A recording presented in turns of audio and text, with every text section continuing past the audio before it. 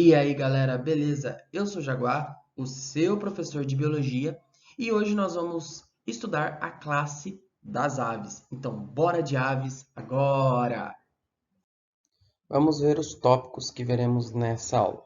Nessa aula, pessoal, a gente vai ver a diversidade das aves, as características gerais, os sistemas e, por último, a reprodução. Mas, como de costume, vamos ver os representantes das aves, tá bom? Todo mundo sabe bem quem são as aves, então peguei alguns representantes aqui. Peguei a ema, peguei o sanhaço cinzento, peguei um gavião, peguei um guará e peguei um papagaio. Todo mundo sabe bem quem são as aves. Pessoal, vamos começar pela diversidade, então.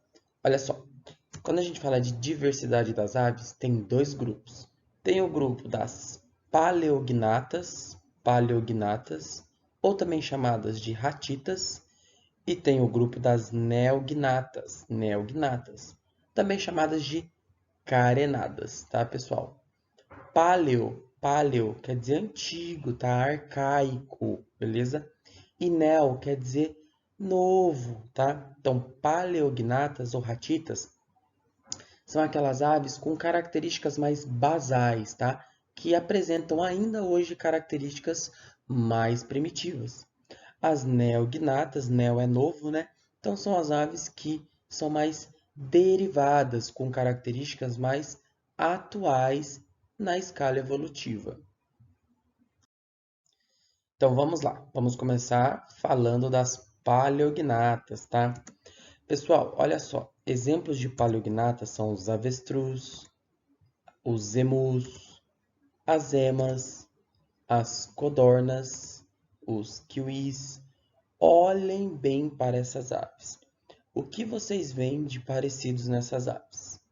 Espero que vocês tenham reparado que todas elas são aves que não voam. E por que, Jaguar, elas não voam? Elas não voam porque elas têm, por terem uma musculatura peitoral pouco desenvolvida, tá, pessoal? Então, olha só, um avestruz, um emu, uma ema, uma codorna, uma ave kiwi. Essas aves não voam porque a musculatura peitoral delas são pouco desenvolvidas, tá bom? Pessoal, além da musculatura peitoral pouco desenvolvida, essas aves possuem asas pouco desenvolvidas para o voo também.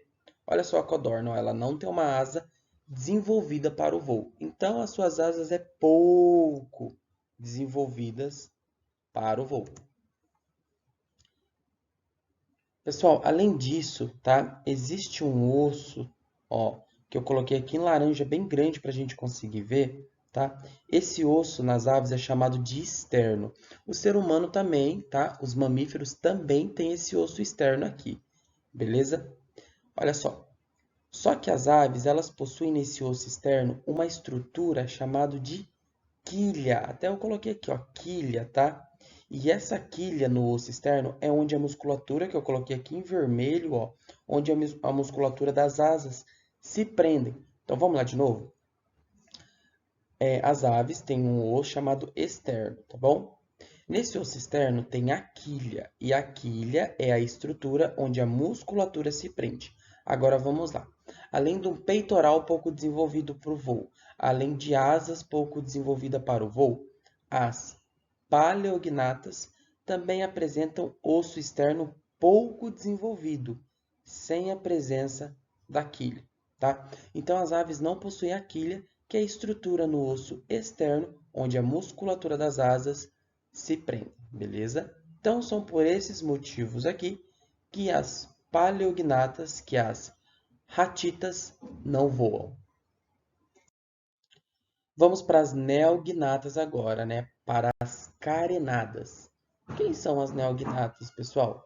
As neognatas são o falcão, né? Exemplos: a galinha, uma pomba, tá?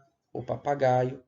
E o que determina as neognatas serem, né, as neognatas? Pessoal, as neognatas é o grupo das aves que voam, beleza? Então elas voam. Por que elas voam? Porque elas têm, aqui ó, por terem uma musculatura peitoral bem desenvolvida. Então, as paleognatas têm uma musculatura peitoral pouco desenvolvida, as neognatas apresentam uma musculatura peitoral bem desenvolvida, tá? Igual aqui, ó, um peito da pomba, né? Tá? É uma musculatura bem desenvolvida, tá, pessoal? Pessoal, as neognatas possuem asas bem desenvolvidas para o voo. Então, olha só, repare que é o contrário das paleognatas, tá? Aqui as asas já são bem desenvolvidas para o voo. Então, aqui tem uma ave de rapina, tá bom? Um carcará, tá? Olha só, pessoal. Além disso, as neognatas apresentam osso externo bem desenvolvido. Notem que é o contrário mesmo, né? Um osso externo bem desenvolvido com a presença da quilha. Então, ó, inclusive esse desenho aqui é uma neognata e o externo dessa ave possui a quilha. E é na quilha que a musculatura da asa vai se prender, beleza? Então, essas daqui são as neognatas. Pessoal, vamos para as características gerais agora, tá bom? Vou começar falando das adaptações para o voo. Então, no processo evolutivo das aves, surgiram características que são adaptações para o voo, por isso que esses indivíduos voam. E olha só, essas adaptações os vestibulares adoram cobrar. E o primeiro aqui, ó, são as perdas dos dentes, né? Perdas dos dentes. Além disso, a perda da bexiga. Ué, Jaguar, as aves não possuem bexiga? Não, as neognatas, é que eu tô falando das neognatas, tá, pessoal? Adaptações para o voo.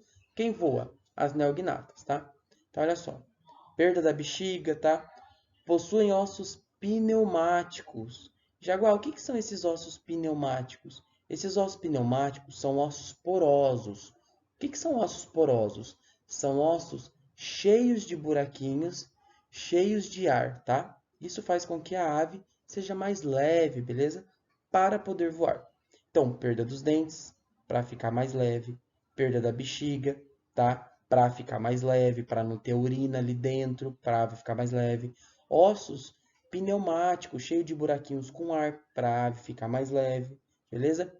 As aves também possuem os sacos aéreos, que eu vou explicar daqui a pouco o que é, tá? Sacos aéreos que também está envolvido com a leveza das aves, beleza? Então, tudo isso daqui que eu falei até agora, perda dos dentes, perda da bexiga, ossos pneumáticos e os sacos aéreos, tudo isso está envolvido, tá? Com o peso, com a densidade das aves. Tudo isso daqui faz com que as aves tenham uma baixa densidade, um menor peso, beleza? E além disso, é claro, uma adaptação para o voo das aves é a presença das penas, tá, pessoal? A presença das penas. E a presença das penas garante a aerodinâmica, ou seja, é por causa das penas que as aves conseguem voar, a aerodinâmica. Pessoal, uma outra característica geral é que as aves são endotérmicas. E prestem atenção, eu disse endotérmicas e não ectotérmicas.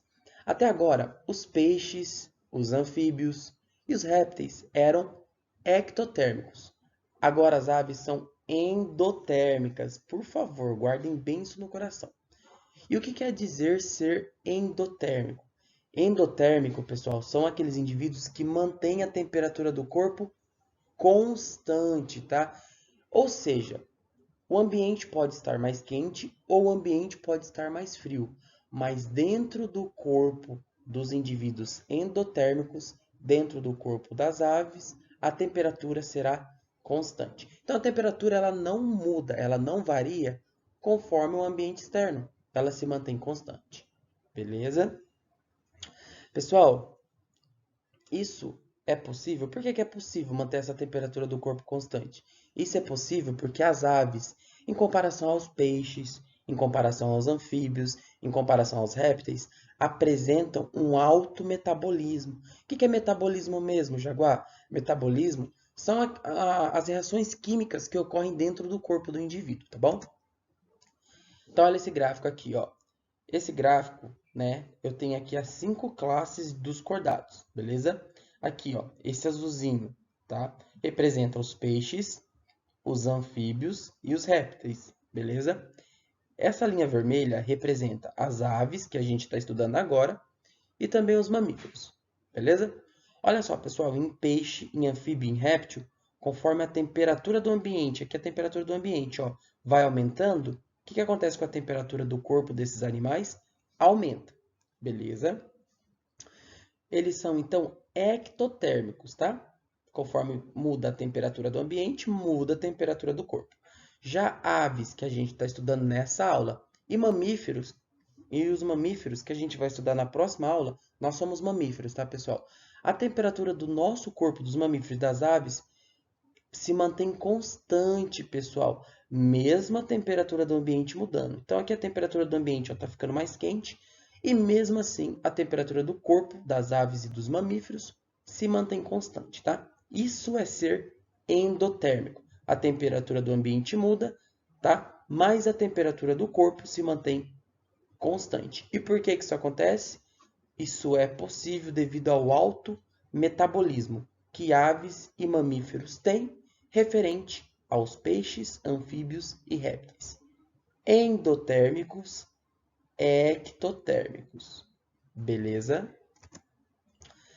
E além disso, pessoal, isso aqui é uma coisa muito interessante que os vestibulares estão começando a pedir, a cobrar, tá bom?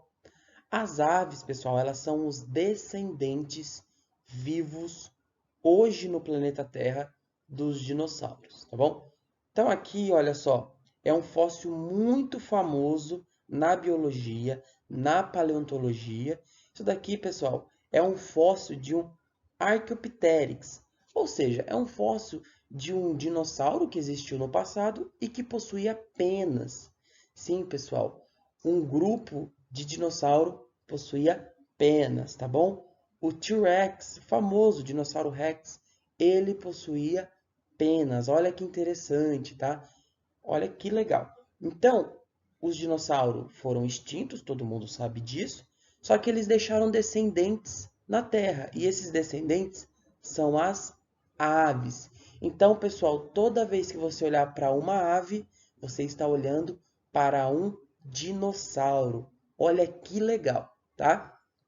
Então, as aves são os dinossauros de hoje. As aves são os descendentes vivos dos dinossauros. As aves são dinossauros, tá? Muito legal isso, né? Pessoal, agora nós vamos ver os sistemas. E o primeiro sistema que a gente vai estudar das aves é o sistema nervoso, tá bom? Pessoal, as aves apresentam um sistema nervoso central e um sistema nervoso periférico, tá bom? Então, olha só, aqui nessa imagem, ó, tem o sistema nervoso central, tá? Formado pelo encéfalo, tá? E aqui em roxinho também forma o sistema nervoso central. E depois do sistema nervoso central, parte aqui, ó, os nervos que formam o sistema nervoso periférico. Então, as aves, sistema nervoso central e sistema nervoso periférico. O sistema nervoso central, SNC, sistema nervoso central, é formado pelo encéfalo, tá? Aqui, ó, o encéfalo, ó. O encéfalo é formado pelo verde, pelo amarelo e pelo laranja, tá? Pelo encéfalo, mais a medula espinal. Medula espinal é essa roxa aqui, beleza? Então, esse é o sistema nervoso central. Encéfalo mais a medula espinal. Jaguar, por que está espinal e não espinhal? Pessoal, vocês podem falar espinhal, podem escrever espinhal, só que a gente está parando de usar. Hoje, o conceito, o termo mais atual é espinal, tá bom? Já o sistema nervoso periférico, SNP, sistema nervoso periférico, é formado pelos nervos, tá bom? Pelos nervos, que são esses vermelhinhos aqui, ó, tá? Que partem do sistema nervoso central, os nervos, e os gânglios, ó. Os gânglios, pessoal, são essas bolinhas roxas aqui, ó. Essas bolinhas roxas que vocês estão vendo nos nervos, tá? Então, o sistema nervoso periférico, formado por nervos mais gânglio, beleza? Pessoal, o encéfalo, o que é encéfalo, Jaguar? Encéfalo é tudo que fica na caixa craniana, tá? Então, pessoal, o mais correto de dizer, desculpa, o mais correto de se dizer é que dentro da nossa cabeça está o encéfalo e não só o cérebro. Por quê? Porque o encéfalo aqui, ó, é formado por cérebro e mais várias outras coisas que está dentro da nossa caixa craniana, tá? Então, o correto é dizer encéfalo e não cérebro, beleza? E olha só, as aves é a mesma coisa, pessoal, elas têm um encéfalo, tá? O encéfalo das aves é formado pelo cérebro, aqui em verde, cérebro, e o cérebro é bem desenvolvido. O encéfalo das aves também é formado por um lobo óptico. O lobo óptico está aqui em amarelinho, ó. Lobo óptico, que também é bem desenvolvido. Claro, né, pessoal? As aves enxergam muito bem. As aves enxergam melhor do que o ser humano. Olha que interessante. Daqui a pouco eu vou falar disso, tá? E além disso, além de cérebro e lobo óptico, o encéfalo das aves é formado por um cerebelo. Cerebelo aqui em laranjinha, ó, cerebelo, tá? Beleza? Cerebelo. Uma observação, pessoal. Observação é o seguinte: as aves possuem visão, as aves possuem pálpebras e as aves possuem glândulas lacrimais. Bom, só que o mais interessante, quando a gente para observar a visão das aves, é que elas possuem uma visão bem desenvolvida. Pessoal, as aves enxergam o ultravioleta. Então, essa aqui é uma ave, o ser humano enxerga essa ave dessa forma aqui, ó, tá? As aves não, as aves enxergam dessa forma aqui, essa mesma ave. Olha a diversidade de cor que ela enxerga mais. Por quê? Porque ela consegue enxergar o ultravioleta. O ser humano não enxerga o ultravioleta. Pessoal, vamos ainda continuar no sistema nervoso, porque eu quero falar um pouco do sistema sensorial das aves. Primeiro é a visão, que eu comentei, que é bem desenvolvida, tá? Bem desenvolvida. As aves, elas enxergam as cores igual o ser humano, só que ela também enxerga o ultravioleta, coisa que nós, seres humanos, não conseguimos fazer. Pessoal, as aves possuem aquela membrana nictitante, aquela membrana que está envolvida com a limpeza, né, e com a proteção dos olhos, beleza? Então aqui, ó, aqui, né, é para abordar a visão ultravioleta das aves. Olha que interessante. Assim é o jeito que o ser humano vê um ovo, beleza? Olha como que as aves enxergam, tá? É por isso, pessoal, que as aves não confundem os seus ovos. Para nós, seres humanos, todos os ovos praticamente de galinha são parecidos. Para as aves, não. Elas sabem quais são os seus ovos. Por quê? Porque elas conseguem diferenciar a partir da visão ultravioleta, que é essa daqui, ó. O ser humano não, o ser humano enxerga apenas cor. Beleza? O olfato, pessoal. O olfato das aves é bem desenvolvida, principalmente nas aves de rapina, nas aves rapinantes, tá bom? Beleza? Como gaviões, falcões, tá? Pessoal, quando a gente fala de olfato das aves, elas possuem quimiorreceptores, que são receptores químicos, tá? E a partir desses receptores químicos, desses quimiorreceptores, as aves conseguem perceber moléculas no ar, tá? Legal, né? A audição, pessoal. As aves têm uma audição bem desenvolvida, tá? Elas ouvem bem, bom? E, pessoal, e a audição está diretamente envolvida com a percepção do canto, porque as aves, né, elas cantam, tá, pessoal? Daqui a pouco a gente vai falar desse canto das aves, tá? Então, a audição está envolvido com a percepção do canto. Por isso que é bem desenvolvido, beleza? Além disso, o ouvido das aves, assim como dos mamíferos, assim como do ser humano, é dividido em ouvido interno, em ouvido médio e em um ouvido externo. Dividido em interno, médio e externo, o ouvido das aves. Pessoal, então olha só. Quando a gente fala do canto das aves, a gente fala de um órgão chamado siringe, tá? Chamado siringe, que fica localizado, ó, aqui na região da traqueia. É esse vermelhinho aqui, ó, siringe, tá? Localizado na região da traqueia. Esse órgão siringe é o órgão responsável pela emissão dos sons. É o órgão responsável pelo canto. Pessoal, eu já vi siringe ser perguntado várias vezes, diversas vezes, em questões de vestibulares. Então, presta bem atenção nesse órgão siringe, que é o órgão responsável pela emissão de sons, que é o órgão responsável pelo canto, localizado na região da traqueia, beleza? Agora vamos para o sistema digestório das aves, pessoal. Como todas as classes de cordados que a gente viu até aqui, as aves têm um sistema digestório do tipo completo. com boca e cloaca. Boca e cloaca, tá? Não é boca e ânus. É igual aos répteis, boca e cloaca. Então, aqui tem uma ave, ó, com a boca, tá? Aqui tem todo o sistema digestório das aves e termina numa cloaca. Jaguar, o que é cloaca? A cloaca, pessoal, é uma abertura incomum. É uma abertura que conecta três sistemas. A cloaca conecta o sistema digestório, o sistema urinário e o sistema reprodutor, tá? O ânus, pessoal, é o final do sistema digestório, apenas.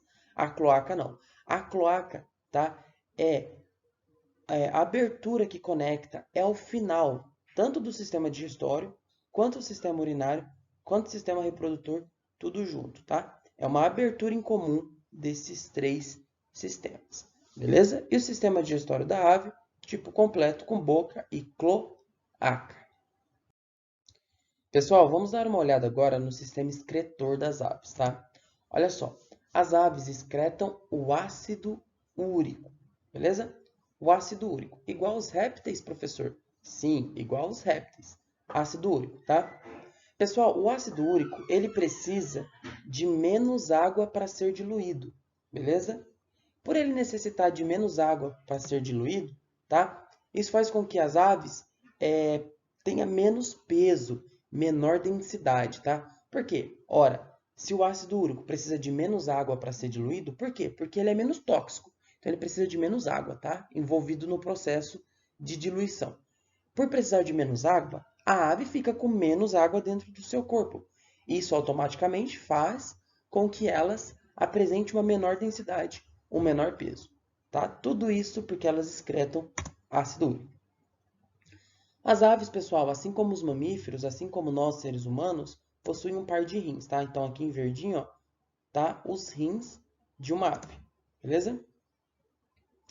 Pessoal, o sistema excretor desemboca na cloaca, tá bom? Então, aqui em vermelho, ó, a cloaca, tá? E aqui que o sistema excretor desemboca. Pessoal, aqui tem uma coisa muito interessante para dizer. Olha só, as aves marinhas, elas apresentam a glândula de sal.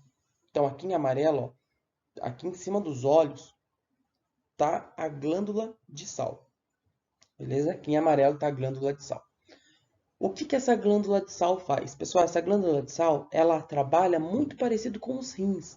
Olha que interessante. Então, as aves marinhas apresentam a glândula de sal. Essa glândula de sal, ela filtra o sangue e elimina o excesso de sal. Então, além dos rins das aves marinhas, a glândula de sal filtra o sangue, tá? E elimina o sal. Aqui em branquinho, o sal sendo eliminado. Por onde que esse sal é eliminado? Esse sal é eliminado pelos poros, por poros que fica aqui na narina, ó. Então, poros, tá? O poro nasal. Então, pelo poro nasal, beleza? Que é esse buraquinho aqui em vermelho, o sal, que está aqui em branquinho, é eliminado. Da onde que esse sal veio? Esse sal foi filtrado pela glândula de sal. Eu já vi questões de vestibulares perguntando das glândulas de sal das aves marinhas. Então presta bastante atenção nisso, tá bom? Pessoal, vamos para o sistema circulatório agora, tá bom? Olha só, o sistema circulatório das aves é um sistema circulatório do tipo fechado, tá? Então o sangue está o tempo todo caminhando dentro de vasos sanguíneos, tá bom? Pessoal, o coração das aves é um coração com 4 câmaras, tá? Então é um coração que tem 2 átrios e 2 ventrículos.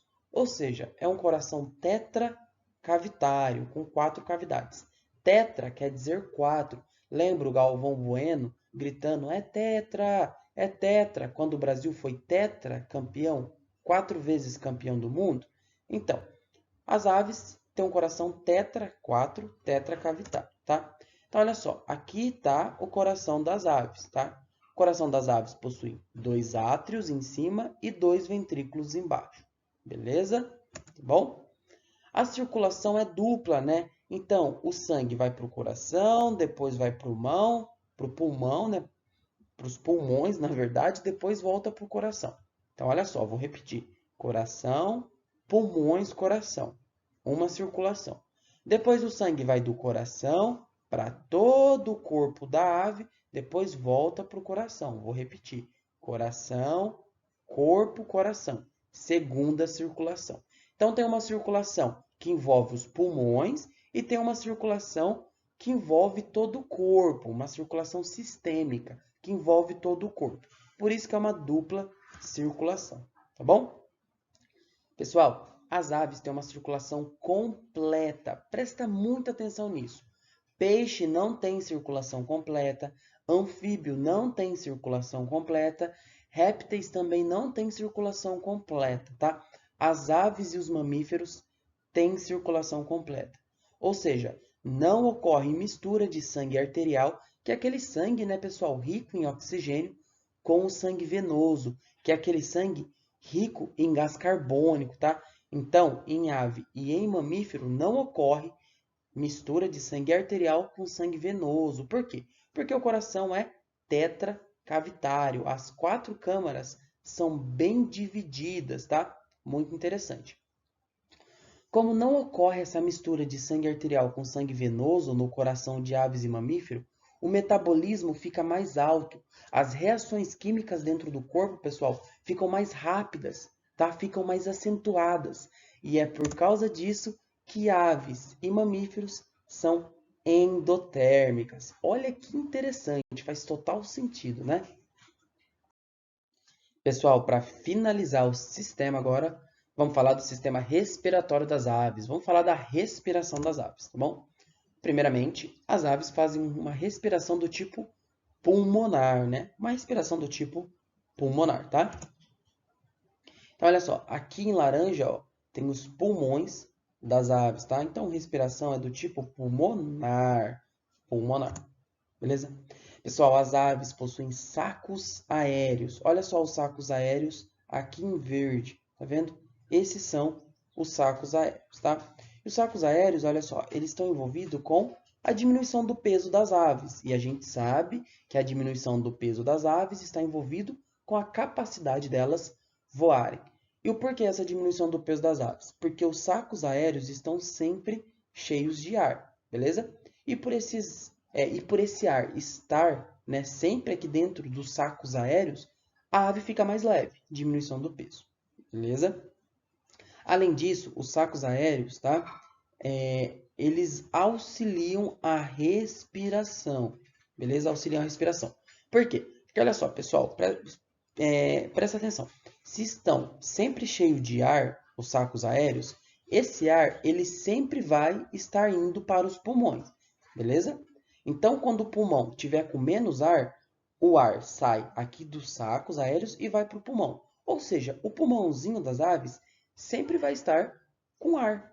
Automaticamente, sempre vai estar com oxigênio. E isso auxilia, isso melhora a respiração. Beleza? Além disso, pessoal, os sacos aéreos estão envolvidos com a refrigeração das aves. Por que, Jaguar, refrigeração? Porque, olha só, conforme as aves, né, as neognatas, elas vão batendo as suas asas, essa região do peito fica mais quente. Concorda comigo? O que acontece? A temperatura, esse calor, sai da musculatura e vai para os sacos aéreos. Olha que legal, pessoal. E aí, como essa temperatura está nos sacos aéreos, o ar vai para os pulmões e depois o ar é mandado para fora. Conforme esse ar é mandado para fora, leva-se junto o calor que foi gerado no bater das aves, tá bom? Então, ocorre uma transferência de calor da musculatura peitoral para os sacos aéreos. Depois, a ave joga para fora esse calor com a respiração. Interessante, né? Então, olha só. Sacos aéreos sempre estão com ar, isso diminui o peso das aves, auxilia na respiração por manter o fluxo de ar nos pulmões e auxilia na refrigeração por eliminar o calor, tá? E esse calor é fruto do voo, beleza? Respiração das aves para vocês. Pessoal, chegamos no nosso último assunto, que é a reprodução. Então, vamos falar um pouquinho da reprodução das aves. E, com certeza, elas fazem uma reprodução do tipo sexuada. Aquela que ocorre a mistura de material genético, tá? Ocorre a mistura de material genético vindo do pai, a partir do espermatozoide, e do material genético da mãe, vindo no ovócito, no óvulo, tá? Lembrando que gameta com gameta dá zigoto. Fechou? Reprodução sexuada. Além disso, as aves são dioicas, né? O que quer dizer dioico? Quer dizer que os sexos são separados entre o macho, produtor de espermatozoide, e a fêmea, produtora de ovócito, de óvulo. Beleza? Dioicos. Pessoal, as aves apresentam dimorfismo sexual, tá? Muitos indivíduos possuem dimorfismo sexual. O que é dimorfismo sexual mesmo? Dimorfismo sexual é quando os indivíduos da mesma espécie possuem uma característica onde a gente pode olhar e diferenciar o macho da fêmea. Pode ser tamanho, pode ser cor, tá bom? Dimorfismo sexual. E aqui eu peguei, olha só, o pavão, tá? O pavão, aquele que abre a cauda toda colorida, bonita, é o macho, tá, pessoal? A fêmea é mais simples. Por que isso acontece? Porque quem tem que ser bonito, quem tem que ser atrativo, quem tem que ser atraente é o macho. Conforme o macho for mais atraente, a fêmea vai escolher ele. Então, olha que legal, a fêmea ela não precisa ser atraente, ela não precisa ser colorida nas aves, porque ela que vai escolher o macho. Então, os machos que tem que ser todo bonitão, todo jeitoso, para as fêmeas escolherem eles, né? Interessante isso. Dimorfismo sexual. A fecundação é interna, né? Então, aqui, olha só, tem duas aves copulando, né? O macho e a fêmea, e a fecundação é interna, ou seja, o espermatozoide do macho vai fecundar o ovócito da fêmea, dentro do corpo da fêmea. Se o espermatozoide fecundou o ovócito dentro do corpo da fêmea, a fecundação é interna. Isso não é novidade para ninguém. As aves possuem ovos com casca. Lembra, pessoal, que os primeiros grupos, né, o primeiro grupo de vertebrado a conquistar definitivamente o ambiente terrestre foram os répteis, tá bom? Foram os répteis. Por quê? Porque eles possuem um ovo com casca, além de outras características, tá bom? E as aves também, né, estão no ambiente terrestre. Então, os ovos delas têm que ser com cascas, tá bom? O desenvolvimento é direto, tá, pessoal? Então, um pintinho aqui, ó, da galinha, parece já muito com a galinha, só precisa crescer. Ou seja, não tem uma fase larval, depois vira pintinho, depois vira galinha. Como não tem fase larval, é desenvolvimento direto, tá bom? Continuando aí da reprodução, e agora para finalizar a nossa aula de hoje, pessoal, as aves apresentam cuidado parental. Eu já vi isso aqui ser perguntado em vestibulares, tá? Então presta atenção. As aves possuem cuidado parental. O ser humano, né, os primatas também possuem cuidado parental, ou seja, os pais, né, principalmente a mãe, mas os pais têm o costume, o hábito, tá, de cuidar da sua prole, tá bom? Isso é uma característica evolutiva, cuidado parental, tá, pessoal? Então aqui uma galinha cuidando dos seus pintinhos. Se você não sabe o que é um cuidado parental, tenta mexer num ovo de galinha quando a galinha estiver perto, para você ver o que acontece. Tenta pegar um pintinho de uma galinha quando os pintinhos estiver debaixo da asa da galinha para você ver o que acontece, tá? Cuidado parental. E além disso, pessoal, na reprodução, talvez essa seja a informação mais importante de reprodução, tá? Que é sobre os anexos embrionários, tá bom? Os anexos embrionários. Então aqui tem um ovo, tá? Aqui tem um ovo e eu vou usar essa imagem para falar dos anexos embrionários. Então aqui está um embrião, beleza? Um embrião. E os anexos embrionários são anexos, são estruturas que ficam dentro do ovo, tá? Para poder fazer com que esse embrião vingue, com que esse embrião consiga sobreviver e assim futuramente se tornar um indivíduo adulto. Beleza? Quais anexos embrionários que eu vou falar?